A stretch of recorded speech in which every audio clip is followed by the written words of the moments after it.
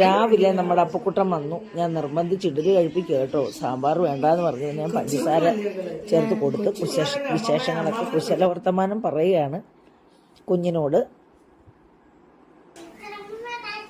Okay, നാളെ പറഞ്ഞേ. വടക്കേപ്പുറത്ത് ഇവിടെ കിടക്കുമായിരുന്നോ കിട്ടുമോന്? ഉണ്ടെന്നില്ലല്ലോ, കണ്ടോ? ഇത്ര നേരമായിട്ട് ഞാൻ ഇവിടെ കിടക്കുമോ? ഈ അമ്മ മൈൻഡ് ചെയ്തില്ലെന്നും പറഞ്ഞ് കിടക്കുന്നുണ്ടോ എന്നോട് മിണ്ടാതെ? ഞാൻ എത്ര നേരം കൊണ്ട് വന്ന് കിടക്കുവോ അല്ലയോ? അമ്മ എന്നെ മൈൻഡ് ചെയ്തില്ലെന്നും പറഞ്ഞവൻ അനങ്ങുന്നില്ല. മോനെ, ഓരോ വിളി കേൾക്കുന്നവൻ ഇപ്പം കണ്ടില്ലേ മൈൻഡ് ചെയ്യാത്ത? മോനെ കിട്ടുവേ, ഉണ്ടതില്ലയോ? അമ്മയുടെ മക്കൾക്ക് 2 പേർക്കും ഭക്ഷണം കൊടുത്തു. ഞാൻ വിശന്ന് ഇവിടെ വന്ന് കിടന്നിട്ട് മൈൻഡ് ചെയ്തില്ലെന്നും പറഞ്ഞാണ്. ഞാനെന്തോ വേണം? നീ എന്താ കരയാഞ്ഞേ? കിട്ടൂ? മിണ്ടത്തില്ലെന്ന് കേട്ടോ, മിണ്ടത്തില്ലെന്ന് കണ്ടോ? അമ്മയുടെ സ്വന്തം മക്കൾക്ക് കൊടുത്ത്. അമ്മയുടെ വളർത്തു പുത്രനല്ലയോ ഞാൻ.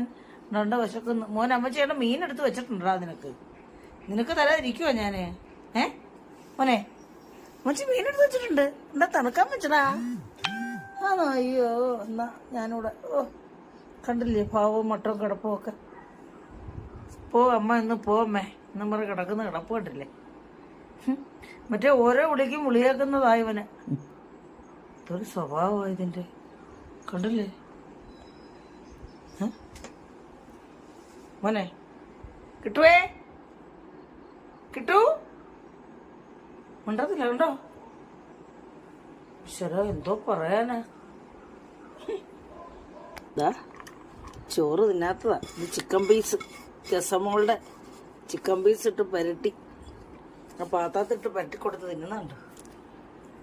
ടിൻറ്റുപോലുള്ള സംഭവങ്ങളൊന്നും അറിഞ്ഞില്ല.